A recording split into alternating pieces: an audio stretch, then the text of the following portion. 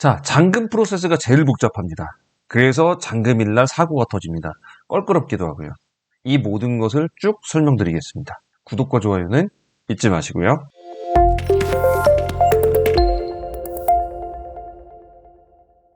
안녕하십니까. 속속TV 박병희 중개사입니다.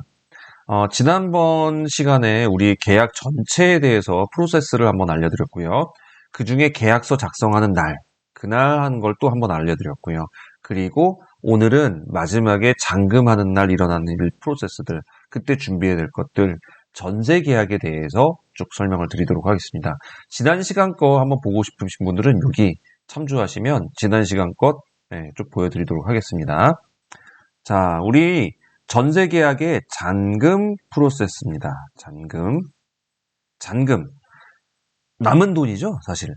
그래서 계약 때 계약금이 지불됐고, 사실 남아있는 날짜, 그 이행 날짜가 잔금일인데, 이 잔금일에 이사가 들어가게 되니까 굉장히 복잡해져요. 그래서 잔금 때 신경 써야 될 게 굉장히 많습니다. 그래서 잔금은 좀 복잡하다는 거 미리 알아두시고요. 자, 임대인이 나가는 경우도 있고 임차인이 나가는 경우도 있어요. 어쨌든 누군가가 이사를 그날 거기서 나갑니다. 이사를 나가고요. 임차인은 이사를 들어갑니다. 그죠? 이 두 개가 벌써 같이 일어나는 것 자체가 복잡한 거예요. 왜 이 날짜에 뭐 해야 돼요? 관리비 정산해야 돼요. 관리비 정산하려면요. 관리비만 딱 정산하면 되는데 관리비만 딱 정산하면 참 좋겠는데 장기수선 충당금 있고요. 매매 때는 또 선수관리비 막 이것도 있어요. 그러니까 되게 복잡해져요. 관리비 정산이. 일단 여기서 한번 확 맛이 갑니다. 자, 그래 놓고 나서 잔금을 줘야 되죠. 그런데 주인이 이사를 나갈 때하고 임차인이 이사를 나갈 때하고 또 얘기가 또 틀려져요. 주인이 나갈 때는요. 주인하고 새로운 임차인하고 두 사람의 관계만 하면 되는데 만약에 임차인이 살다가 임차인이 나간 경우는 주인은 별개고요. 나가는 임차인, 들어오는 임차인 두 사람이 서로 각각으로 이런 관계가 일어나요. 요 관계가 일어나고 이 관계가 일어나는 거예요. 그러니까 이게 두 번이 왔다 갔다 하면서 복잡해지는 거예요. 자, 여기는 이렇게 되고요. 자, 요날 이런 것도 다 좋은데 만약에 주인이 살고 있을 경우 대부분 주인 집에 대출이 껴있는 경우가 많아요. 그렇죠. 없는 경우도 물론 있습니다. 근데 이제 있는 경우가 많아요. 그러면 임대차 들어가는 사람 입장에서는 선대출이 있는 거 싫죠. 우선순위에서 밀리니까. 그래서 이 대출을 대부분 상환하는 조건으로 들어가요. 그래서 계약서에 잔금일 날 대출은 전액 상환하며 등기 말소까지 한다. 이렇게 써 있어요. 자, 대출을 임대차 잔금 때 임차인이 잔금을 딱 넘겨주면 이 돈을 갖고 주인은 대출을 상환을 합니다. 은행에다가. 상환을 하시고 상환만 하면 끝? 아니죠. 등기 말소까지 해야 돼요. 무슨 등기를 말소하냐면 근저당권 있죠? 근저당권 등기 말소까지 해야 돼요. 이거 왜 해야 될까요? 등기 말소 안 하면 중간에 또 빌릴 수 있거든요.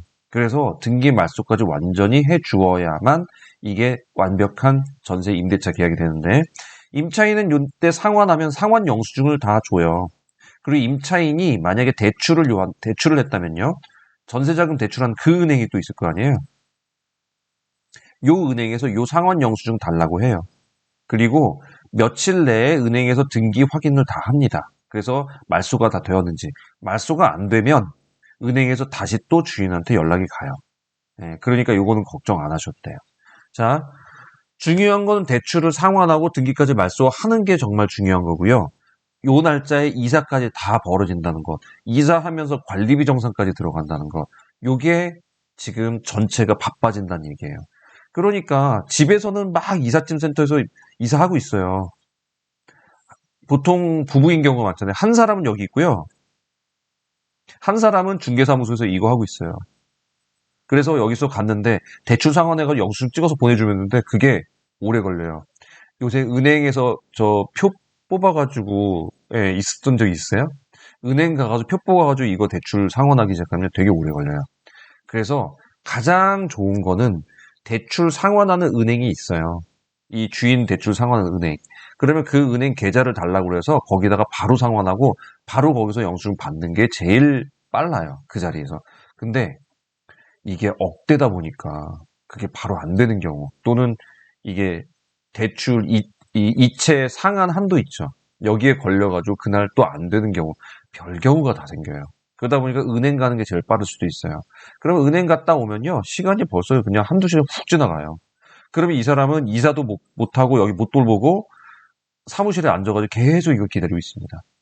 이래서 복잡해지는 거예요.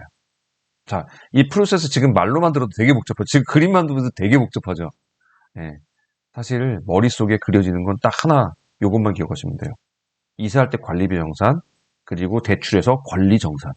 권리가 다 사라지기만을 완전히 만들어도 되고 이러고 나서 그냥 끝나면 되나요? 임차인은? 전입신고해야죠. 제일 중요하잖아요. 전입신고. 이거 왜 해요? 대항력 취득하려고 그러죠. 가장 우선순위로. 이거 상환 또 왜 해요? 등기말소 이거 왜 해요? 1순위 대항력 만들려고요. 근데 이거 다 해놓고 전입신고 안 하면 어떻게 돼요? 말짱 꽝 되죠. 그래서 전입신고를 요 시간에 빨리 가서 하고 등기말소 하는 거, 상환하는 거 전부 다 영수증을 받아 놓으시면 그러면 깨끗하게 돼요. 그런데 이거를 못 믿어서 사무실에 계속 앉아서 끝까지 있다 보면은 전입신고 시간 아시죠? 공무원들 땡 하면 가버리는 거. 점심시간도 진짜 정확하게 지켜요, 공무원들은. 그렇기 때문에 이 시간 놓치지 않게 그냥 전입신고를 하고 가시고 이런 부분들은 상환하고 영수증 등기 말소하는 거 이거는 중개사들한테 맡기면 중개사가 다 해가지고 요새는 스마트폰 참 좋아요. 그래가지고 영수증 다 찍어서 보내줍니다. 은행에서도 오고 그거 다 보내주고 그거 은행에다가도 다 송부시켜줘요. 중개사가 하는 일들이 그런 것들입니다. 자, 중개사 지금 잔금일날 프로세스 굉장히 복잡했죠. 실제로 이거를 보면요. 막 아수라장 되는 경우 생겨요. 매매는 더 심해요. 법무사까지 오고요. 법무사 또 요새 대출 안 끼고 산 사람이 어디 있어요. 법무사, 등기 이전 법무사, 근저당권 설정 법무사 2명 오고요. 막 복잡해져요. 시장바닥 됩니다. 자, 굉장히 이 복잡한 거를 머릿속에서 그어가지고 착착착착 해주는 게 중개사의 역할이에요. 그런데 이런 말을 하시는 분들을 봤어요. 중개사 하는 일이 뭐 있다고 중개보수를 이렇게 받냐고. 직접 해보십시오. 굉장히 어렵습니다. 사고 납니다. 그 사고를 안 나게끔 해주는 게 중개사의 역할이고요. 그리고 그동안 많이 봐온 사람들 이렇게 저렇게 여러 가지 집 보여드리고 하는 거 있잖아요. 이런 거에 대한 모든 보수가 포함된 게 중개보수예요. 거기다가 이번에 그것마저도 깎였어요.